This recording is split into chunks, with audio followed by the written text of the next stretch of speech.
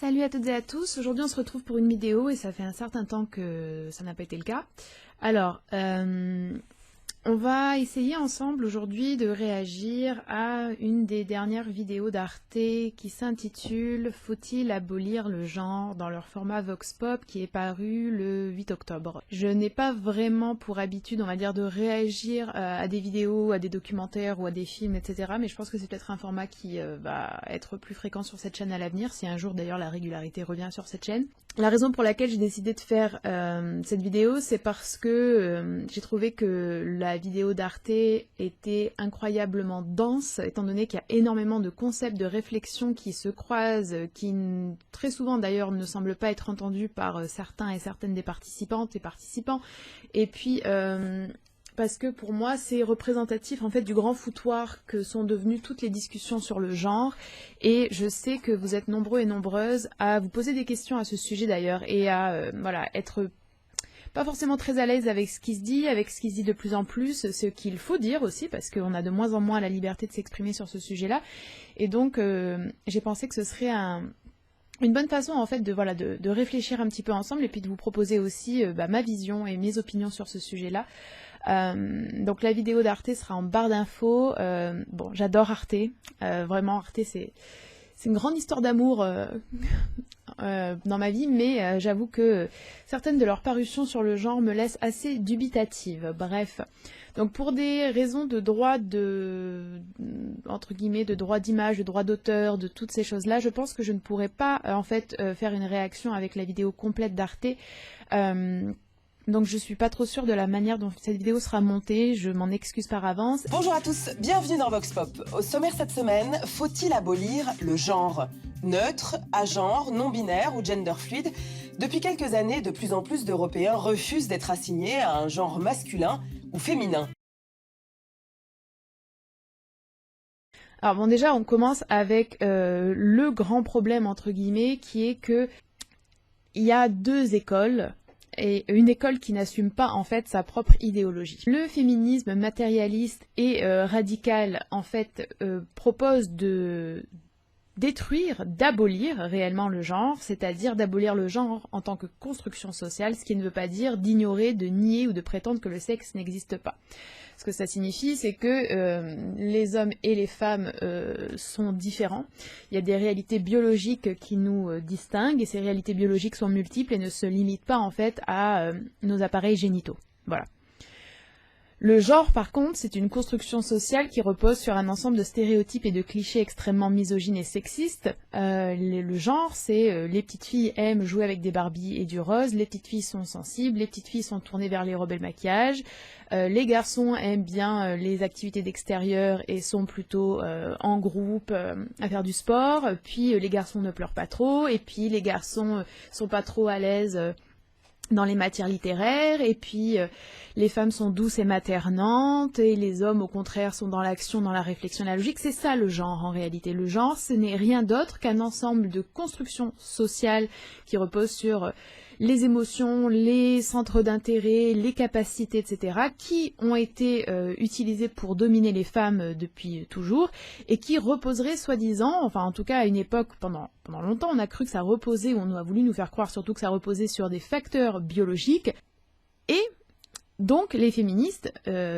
normalement, devraient lutter contre ce genre, contre ce concept de genre qui en fait est un ensemble, comme j'ai dit, de stéréotypes qui enferment les hommes et les femmes dans des identités qui ne sont absolument pas naturelles, qui ne sont pas biologiques, qui ne sont pas innées, et qui ne respectent pas la multiplicité des identités et des personnalités de tout un chacun.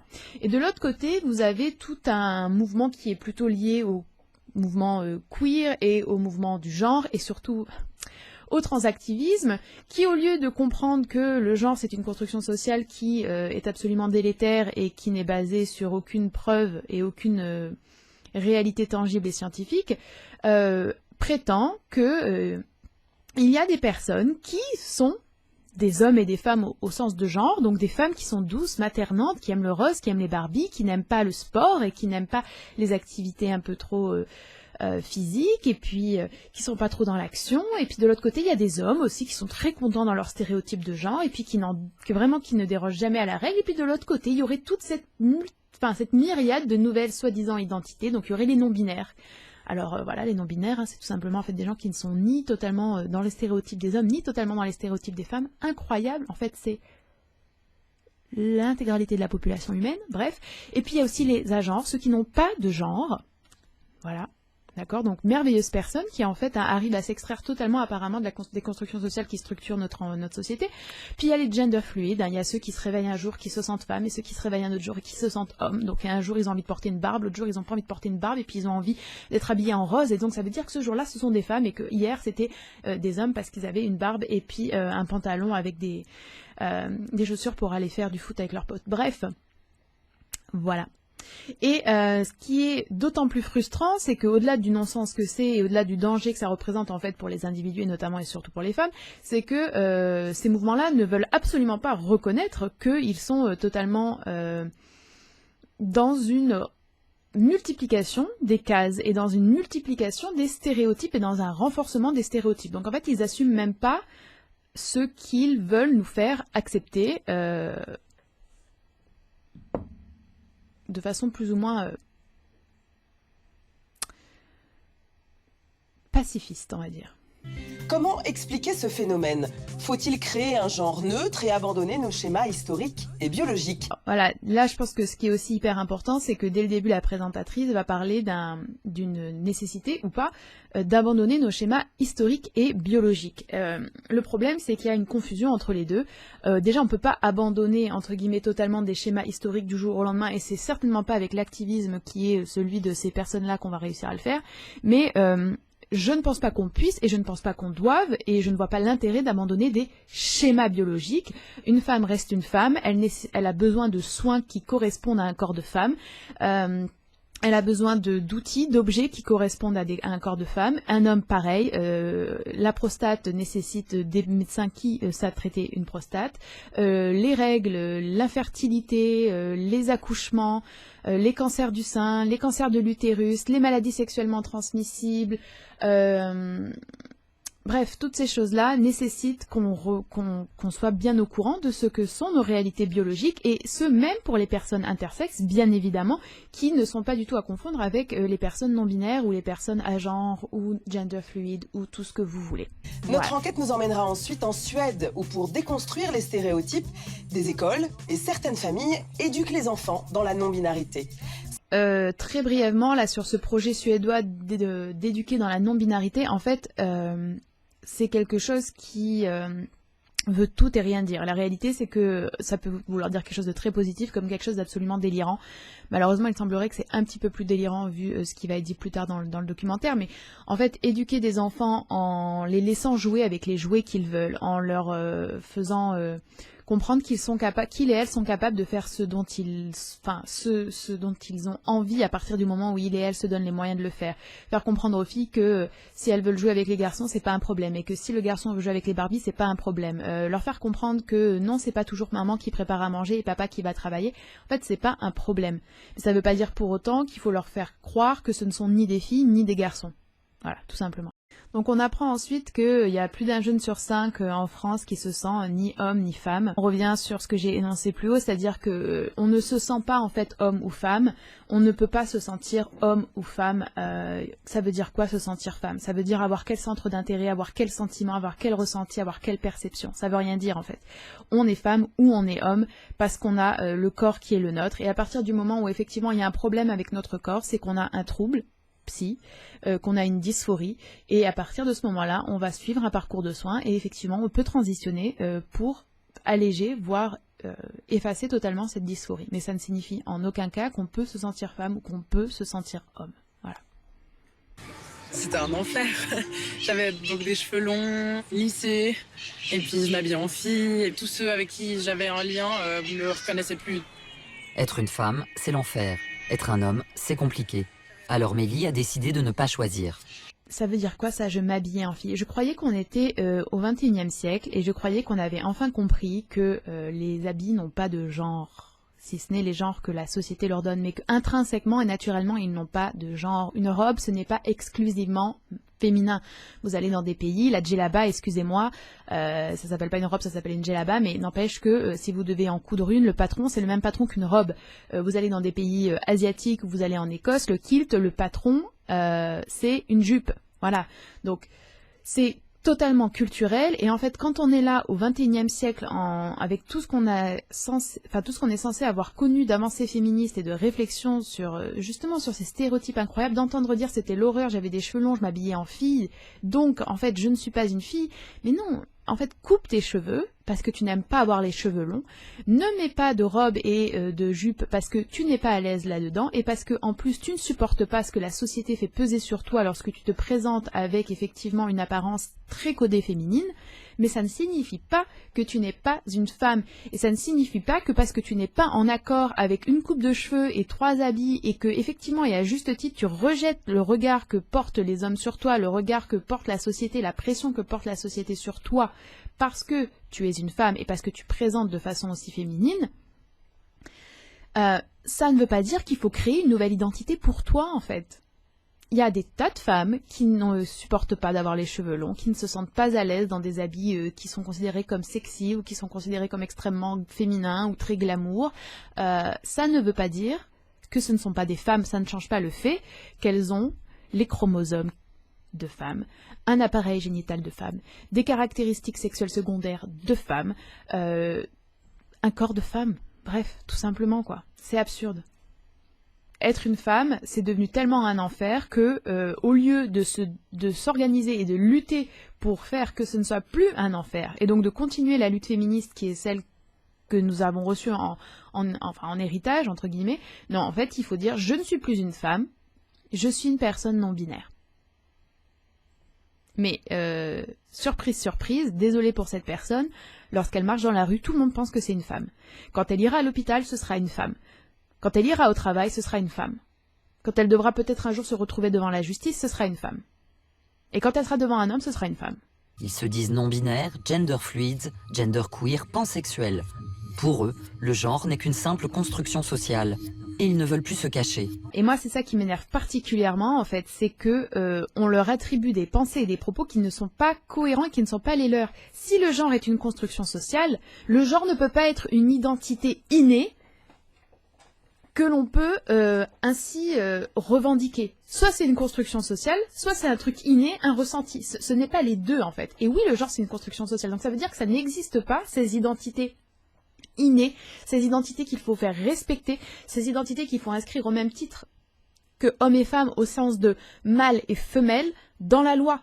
Ça n'a aucun sens. Et plus que le fait que ça n'a aucun sens, c'est dangereux en réalité. Donc non, pour ces personnes-là, le genre c'est pas une construction sociale. Ils répètent ça parce que ça fait intelligent et parce que c'est ce qui est effectivement dans la théorie féministe, et qu'ils veulent pas montrer à 100% qu'ils ont coupé en fait et les liens avec le féminisme.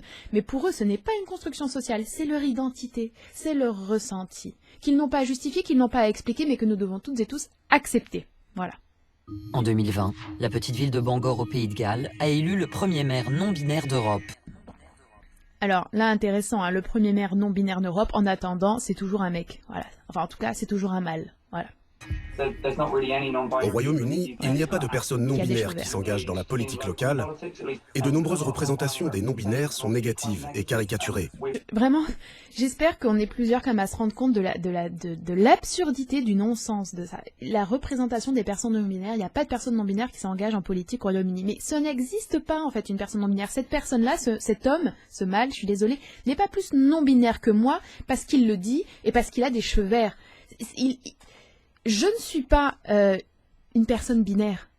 Je ne suis pas une copie conforme et un être qui répond aux exigences du genre féminin et de la féminité. Je suis une femme, biologiquement, je suis une femme, et après je suis une personne. Je ne veux pas d'enfant, je ne suis pas douce et maternante, je n'aime pas spécialement le rose, je n'ai pas envie de jouer aux poupées, j'aime le sport, je m'entends aussi bien avec les hommes qu'avec les femmes, je laisse pousser mes poils, je ne porte pas très souvent de jupe, donc quoi, je suis non-binaire? Non, je suis pas non-binaire, je suis une femme, Et je fais ce que je veux dans la vie, dans la mesure où en tout cas je le peux, avec la liberté que j'ai dans ma société. Et oui, je ne réponds pas aux critères du genre féminin, parce que personne ne le fait, et personne ne peut respecter à 100% ces stéréotypes et ces clichés. Donc lui, qui a tout simplement en fait des cheveux verts, il y a quelques années, il aurait traîné avec 2-3 personnes de son âge qui écoutent... Enfin, je veux dire, regardez les années 80, c'est bourré de non-binaires. Alors regardez la musique rock et toutes les différentes sous-cultures et contre-cultures, c'est bourré de personnes non-binaires. Incroyable. Incroyable. Des universités néerlandaises ont introduit des toilettes pour tous, réservées ni aux hommes ni aux femmes. Alors, je ne vais même pas trop m'étendre sur cette question des toilettes neutres. Je pense que toutes les femmes qui sont un minimum honnêtes et qui seront dans ces commentaires ou qui regardent cette vidéo savent très bien qu'on n'a pas envie d'avoir des toilettes neutres. On n'a pas envie d'avoir des toilettes dans un cadre anonyme et extrêmement public où on peut se retrouver avec des hommes. Voilà. Les seules personnes qui revendiquent ces toilettes neutres, ce sont des personnes mâles, ou effectivement des personnes femelles qui ont juste envie de ne pas contredire la doxa, qui n'ont pas envie de paraître fermées d'esprit et qui se disent que c'est cool et que c'est ce qu'on doit demander en fait, des toilettes neutres. Mais à quel moment c'est féministe de penser que le futur et ce qui devrait être fait, ce sont des toilettes où les femmes ne peuvent pas être sûres qu'il n'y aura pas d'hommes. Déjà qu'on n'est même pas sûr qu'il n'y aura pas d'hommes quand on va dans des toilettes pour femmes. Mais le monde, lui, est toujours binaire. Sur les papiers officiels, il faut choisir entre M ou F. Alors, certains pays ont récemment introduit une troisième lettre, le X. En 2018, aux Pays-Bas, la Cour constitutionnelle a autorisé une personne à recevoir un passeport neutre.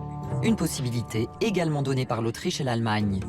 Mais ces exceptions concernent uniquement les personnes intersexes.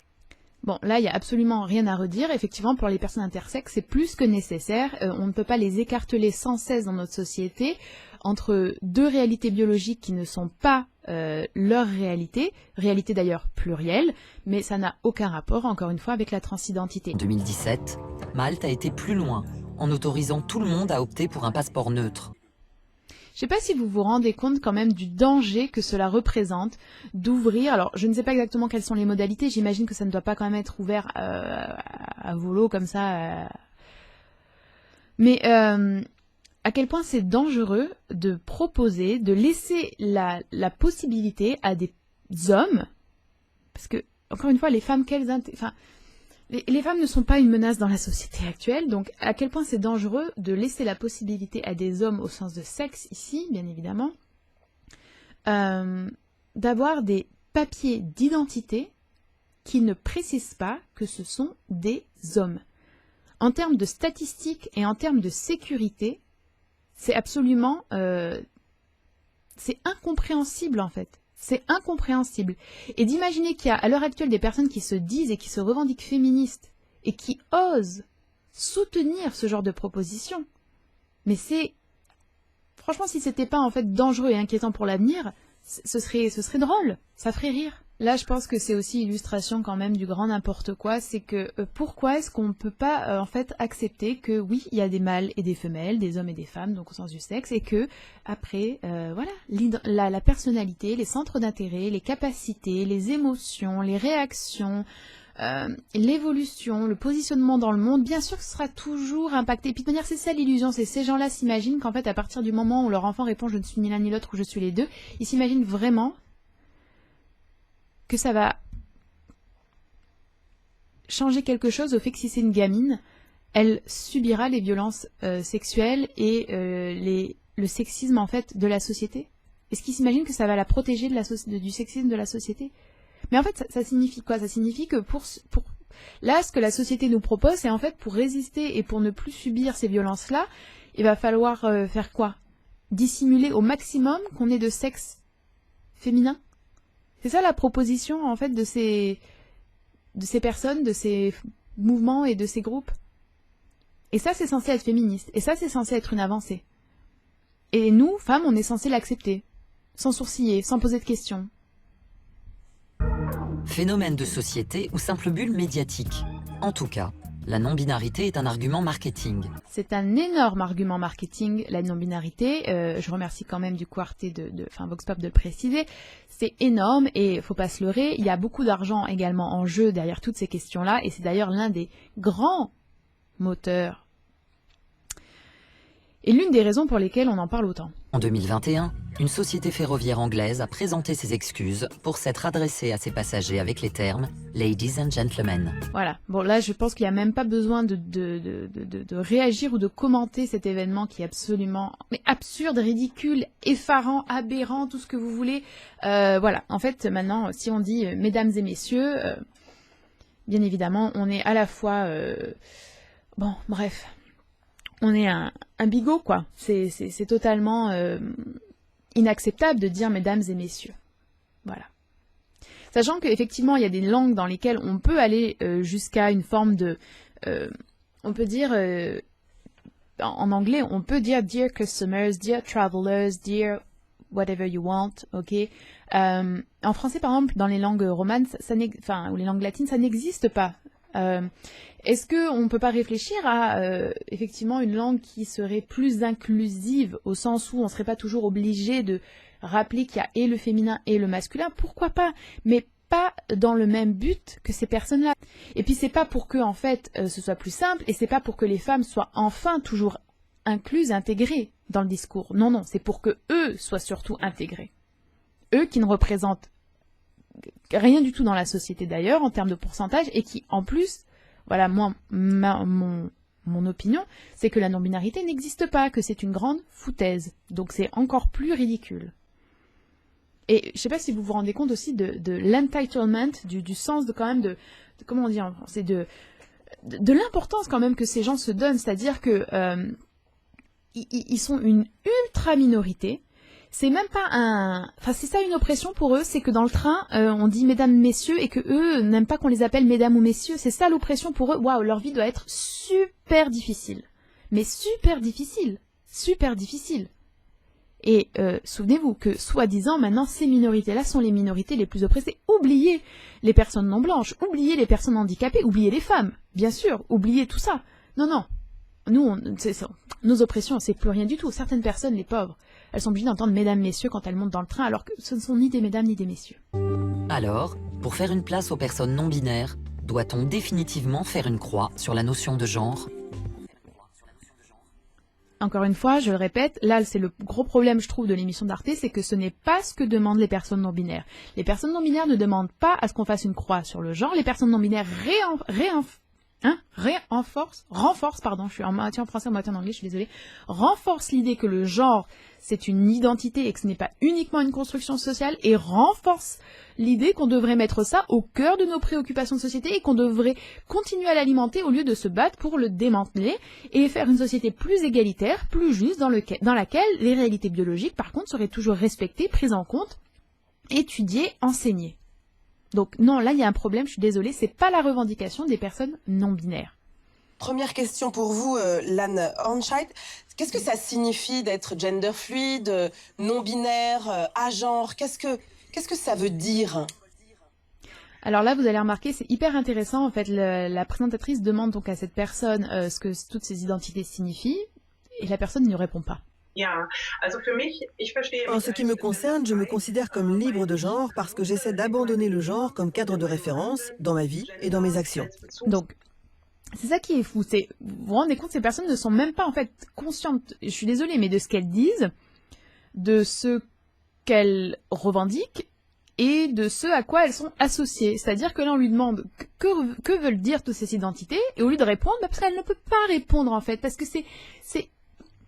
il y a autant d'identités. Cherchez sur Internet si vous le voulez. On pense souvent que c'est uniquement les personnes, voilà, les mecs de droite, des forums de jeux vidéo qui sont toujours en train de troller, qui sont là en train de dire je vais m'identifier comme un hélicoptère demain et donc mon genre ce sera hélicoptère. Voilà. Mais non, en fait, ce que disent certaines de ces personnes, malheureusement, c'est fondé sur des réalités, enfin des réalités, de vraies choses qu'on trouve sur Internet. Allez chercher la liste des identités de genre sur Internet. Vous verrez. Il n'y en a pas 2, il n'y en a pas 3, il n'y en a pas 4, il y en a beaucoup plus. Et on est censé les respecter, en fait. Là, la personne qui est interviewée, elle est dans l'impasse. Elle ne peut pas répondre. Mais au lieu de dire qu'elle ne peut pas répondre et donc d'en tirer des conclusions, elle va continuer sur sa lancée et parler de son expérience personnelle en disant qu'elle est libre de genre. Sans blague, comme l'entièreté de la population. Oui, elle a des cheveux courts. Oui, elle a choisi un prénom, après elle va nous le dire, qui est plutôt épicène. Et alors, en fait? Et alors? Ça ne change pas la réalité que, matériellement, biologiquement, c'est une femme.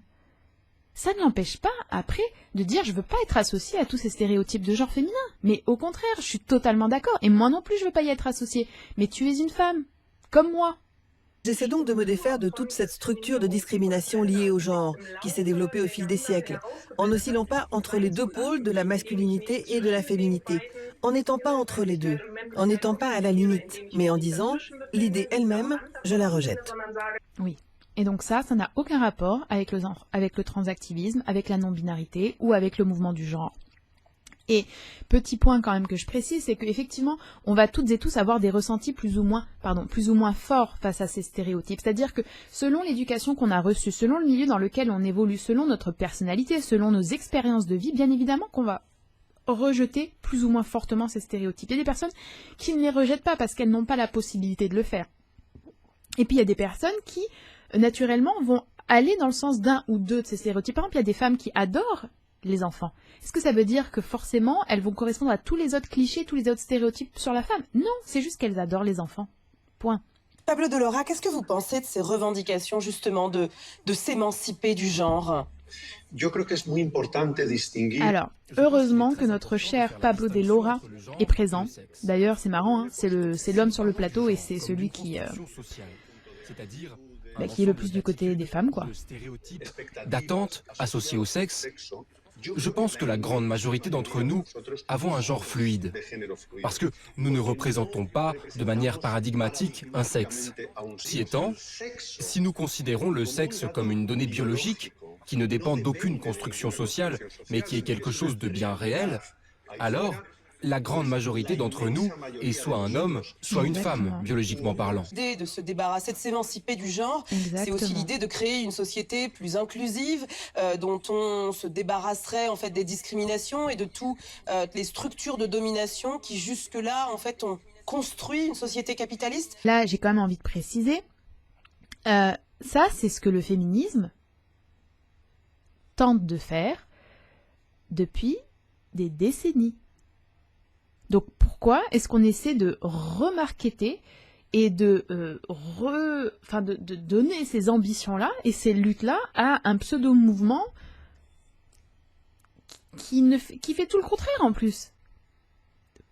Il n'y a pas besoin d'inventer ce nouveau mouvement qui, soi-disant, serait là pour nous débarrasser d'un système qui serait qui reposerait sur l'oppression, sur la discrimination. C'est ce que le féminisme se tue à dire depuis des décennies. Et d'autant plus si vous allez vers des féminismes qui sont matérialistes, qui peuvent être marxistes, qui peuvent être des écoféminismes. Enfin, c'est incompréhensible, en fait, vraiment pour moi, cette invisibilisation, en fait, et ce manque de conscience historique, de connaissance historique, je ne sais même pas quoi penser. Il me semble surtout qu'il y a des différences de sexe qui devraient compter, précisément au bénéfice des femmes. Exactement. Et là, c'est un des points essentiels et l'un des points extrêmement importants, c'est que, en réalité, ce mouvement du genre qui englobe et recoupe beaucoup de petites choses comme ça et de branches entre guillemets différentes, mais la finalité, ça va être l'invisibilisation des femmes. C'est ce qui est déjà à l'œuvre. On ne peut plus dire femme, on doit dire personne à utérus. Voilà. On veut des toilettes neutres. Bref. En fait, invisibiliser les femmes, ne plus pouvoir dire le mot femme, ne plus pouvoir avoir une définition de femme, ça empêche de réfléchir aux problèmes des femmes, aux violences que subissent les femmes, aux discriminations que subissent les femmes. Si vous voulez, c'est un petit peu comme si demain, on prétendait qu'on ne voit pas la différence dans notre société, par exemple, entre des personnes blanches et des personnes noires, ou des personnes blanches et des personnes maghrébines. Alors encore mieux, bon, même si un homme et une femme, on voit très clairement la différence, mais apparemment, non, hein. Des fois il faut prétendre que non, hein. Vous avez un homme en face de vous, mais il faut dire que vous voyez pas du tout, que non, c'est une femme, hein. Donc voilà, bref. Donc voilà, demain, hein, on doit prétendre qu'en fait, on ne voit pas du tout de différence entre une personne blanche et une personne noire. Et que d'ailleurs, il ne faut plus dire personne blanche, il ne faut plus dire personne noire. Il faut surtout plus dire personne noire, hein, parce que c'est hyper offensant, et puis que dire des personnes qui sont métisses, et que dire des personnes qui sont vraiment light skin, et puis que dire des personnes qui peut-être sont noires mais ne se sentent pas noires. Vous imaginez en fait, et là il y a des personnes qui vont dire non mais c'est pas du tout pareil. Ben, en fait c'est quoi, j'attends les arguments réellement logiques et étayés qui me prouvent qu'il y a une différence fondamentale entre ici le sexe et la race, ou entre la transidentité et le transsexualisme ou la notion de transgenre et le transracialisme. Je vous dis même pas que moi je pense que c'est la même chose. Je vous donne pas mon opinion. Mais allez-y, montrez-moi par A plus B que c'est différent. Montrez-moi par A plus B que c'est différent. Montrez-moi par A plus B, logiquement, avec plusieurs arguments, que un blanc qui se grime en personne noire, donc un blackface, c'est en fait différent d'un homme qui se travestit en femme et qui fait des spectacles, par exemple, humoristiques, ou qui va adopter une voix au perché et qui va jouer sur des stéréotypes de genre. Montrez-moi quelle est la différence. Montrez-moi quelle est la différence. Voilà. Donc, si dans notre société on disait demain « Ah non, il faut plus dire personne noire, on ne peut plus penser comme ça, il faut aller au-delà de tout ça, il faut respecter les identités multiples de chacun, et En fait, on ne pourrait plus lutter contre les discriminations, les oppressions, les violences que subissent ici par exemple les personnes noires, mais j'aurais pu prendre des personnes asiatiques, des personnes maghrébines, des personnes arabes ou des personnes même native américaines par exemple.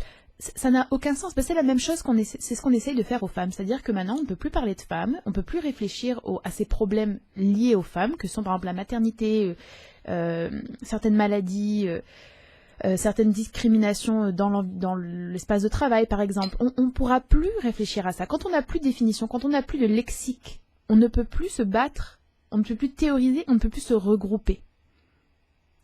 C'est féministe, c'est progressiste, c'est censé être encourageant et on devrait, nous femmes, encore une fois, accepter tout ça?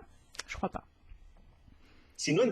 En d'autres termes, elles sont injustement discriminées parce qu'elles sont des femmes. Si on ne comprend pas cela, on ne comprend rien. En plus, bon, on va passer, mais on a du coup l'autre personne du débat qui remue la tête comme ça, alors que c'est d'une évidence claire. C'est d'un pragmatisme évident, c'est d'une logique irréfutable en fait ce que dit ce monsieur. Je veux dire, encore une fois, montrez-moi par A plus B que dans notre société, on peut se passer des marqueurs de sexe, qu'on peut se passer de prendre en compte qu'un individu est une femelle ou un mâle. Dites-moi qu'on peut faire ça dans notre société et que c'est pas les femmes qui vont encore payer les pots cassés. En 2016, le ministère de la Justice a demandé aux détenus de reconnaître et de respecter les populations transgenres, gender fluides et non-binaires. Alors, il leur a également accordé de nouveaux droits. Elles peuvent choisir un nom et un pronom neutre, porter des vêtements correspondant au genre auquel elles s'identifient et se maquiller. Il n'y a pas de limite à la quantité de fond de teint qui peut être utilisé pour dissimuler les poils du visage. Alors là, ce qui est quand même ultra marrant, enfin je suis désolée, mais je précise quand même, j'ai jamais dit, je n'ai pas donné mon opinion en fait sur ce sujet, je n'ai jamais dit que les femmes trans devaient être forcément incarcérées dans des prisons pour hommes, par exemple, voilà. Mais là, il nous parle, ce monsieur, enfin ce journaliste, des personnes qui sont non-binaires, qui sont gender fluides, etc. Vous croyez que toutes ces personnes, comme par hasard, hein, toutes ces personnes, et là je parle de toutes ces personnes, c'est-à-dire que les femmes trans, les hommes trans, les personnes soi-disant non-binaires et soi-disant gender fluide, vous croyez qu'elles veulent, si jamais elles doivent être incarcérées, vous croyez qu'elles vont choisir d'aller dans quelle prison? Toutes ces personnes sans exception. Vous croyez qu'elles vont aller dans quelle prison? Dans la prison des hommes? Je crois pas, moi. Je crois pas. Alors là, c'est étrange, hein. Tout de suite, le sexe, il revient, il est important, le sexe. Là, on se souvient bien qu'en fait, on préfère être incarcéré dans une prison avec des personnes qui ont une densité osseuse en général de temps à temps, une taille de temps à temps, une masse musculaire de temps à temps, et puis qui n'ont pas de pénis. C'est fou, hein. Là, on s'en souvient, étrangement, que le sexe, c'est une réalité bien concrète et bien ancrée dans notre quotidien. Est-ce que vous vous rendez compte? Il n'y a pas de limite à la quantité de fond de teint. Alors là, vraiment, ça c'est de l'or, quoi. Vous le savez, je pense, mais les prisons, les conditions de vie ou les conditions d'incarcération et de détention des prisonniers et prisonnières sont catastrophiques. C'est-à-dire que on est à je ne sais pas combien dans une cellule, la question sanitaire, et pour les femmes, toute la question même, par exemple, de l'accès à des produits pour les règles. Bref. Et là, par contre, sur la quantité de fond de teint pour que ces personnes puissent ne pas se sentir trop poilues le matin, là, il faut légiférer là-dessus, et là, c'est important. Chacun ses priorités. La décision de 2016 faisait suite au suicide de 2 femmes transgenres dans des prisons masculines. Ça, il n'y a pas à dire.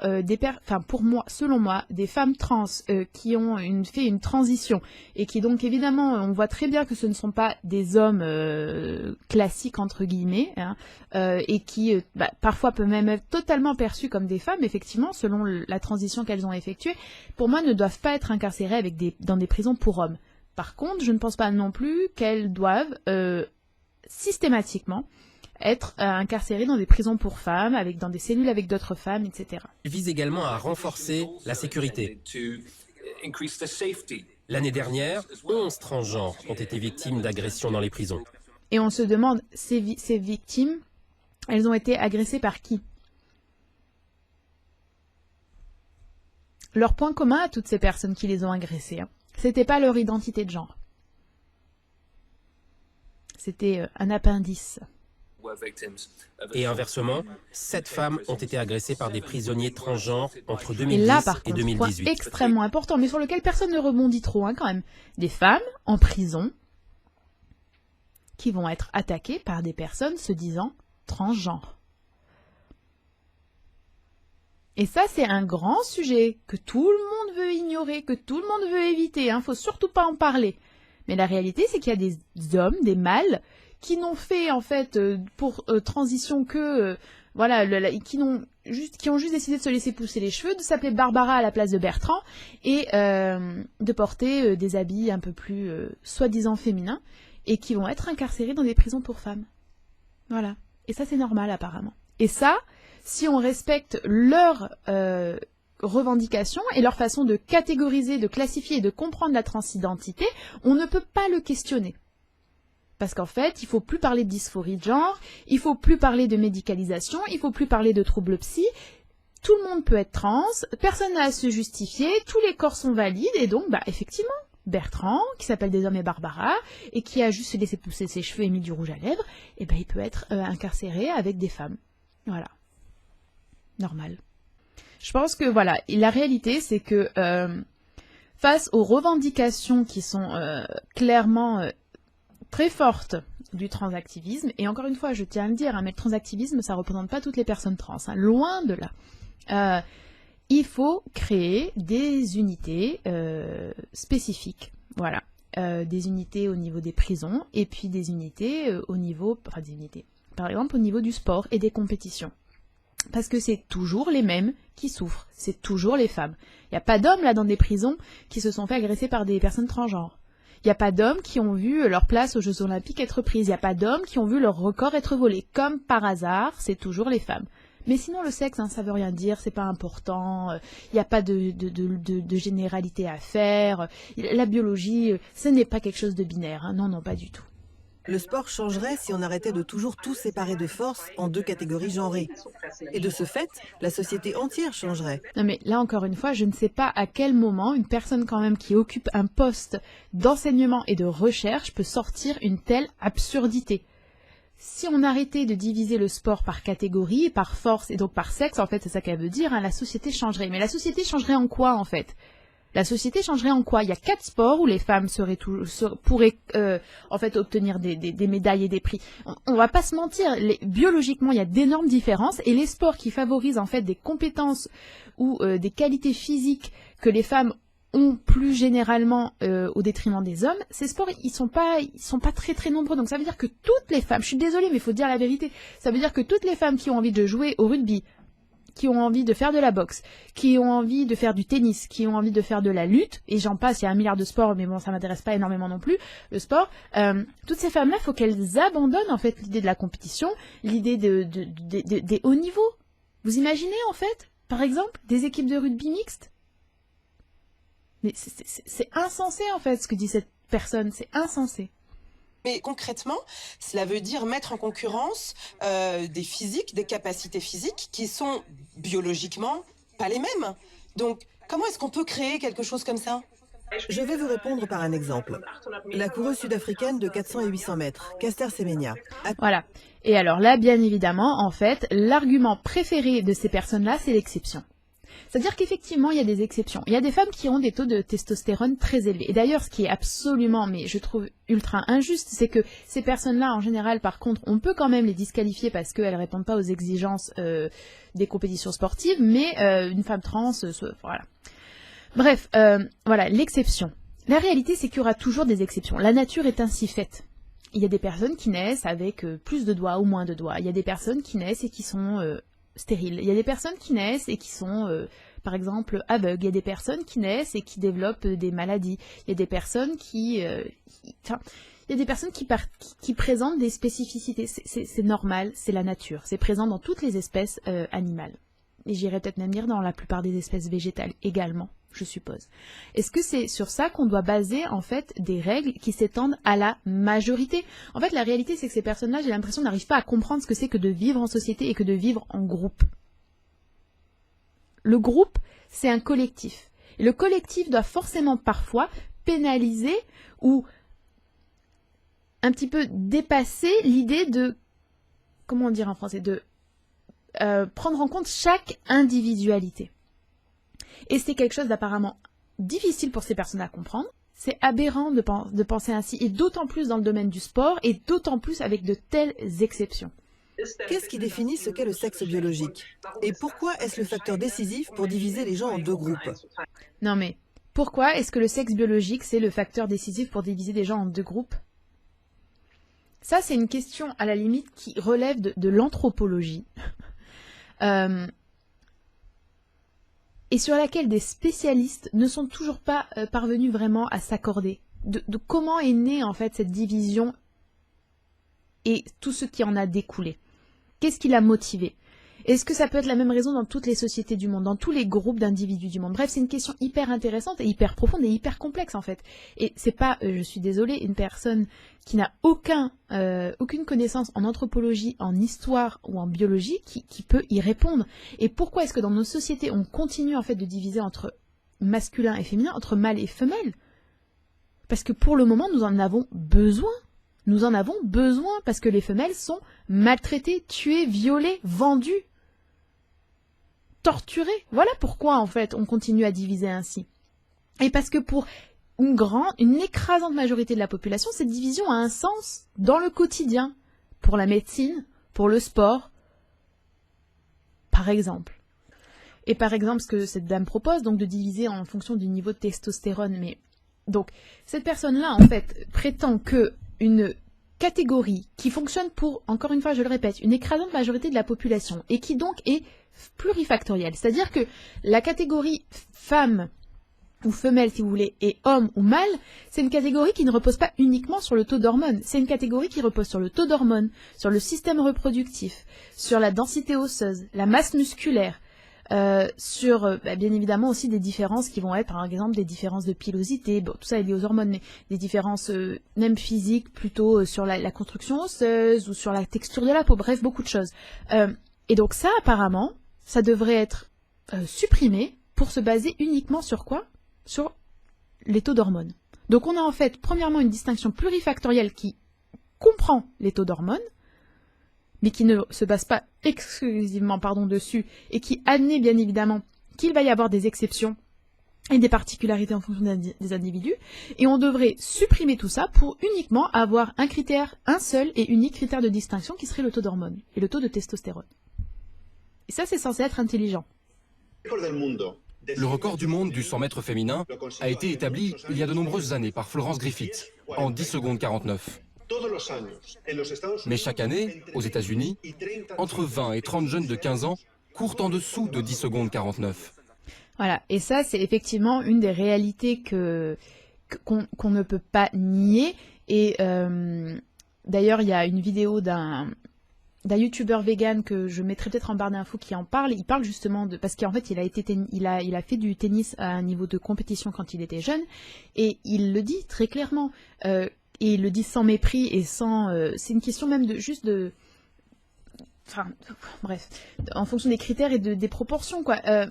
Il le dit que beaucoup des records tenus par des femmes dans certains sports sont accessibles en fait à des hommes qui n'ont même pas leur haut niveau en sport. C'est la réalité. C'est pas le cas dans tous les sports, c'est pas le cas pour tous les records, et ça signifie pas en fait que ces femmes n'ont pas des capacités incroyables, ça signifie juste que les hommes et les femmes ont des corps et des réalités biologiques différents. Et au-delà des réalités biologiques, on a effectivement aussi des réalités historiques, sociales, politiques, intimes, profondément différentes. Alors, je pense que je vais m'arrêter là parce que il reste effectivement un petit peu plus de la moitié du documentaire, mais la vidéo est déjà très longue et je pense qu'on a déjà couvert énormément de points. Ça fait beaucoup de choses. Je vous encourage à aller regarder ce format d'Arte et à laisser un commentaire d'ailleurs si vous le voulez. Je pense qu'il est bon aussi parfois qu'on se fasse entendre. Je vous remercie d'avoir regardé cette vidéo. Dites-moi si ce format vous a plu et si ce genre de discussion et si ce genre de format un peu plus long vous intéresse aussi. Je vous remercie pour votre écoute, pour votre présence. Tous les commentaires seront bien évidemment modérés comme d'habitude, mais encore plus sur ce sujet. Et puis je vous dis à très bientôt.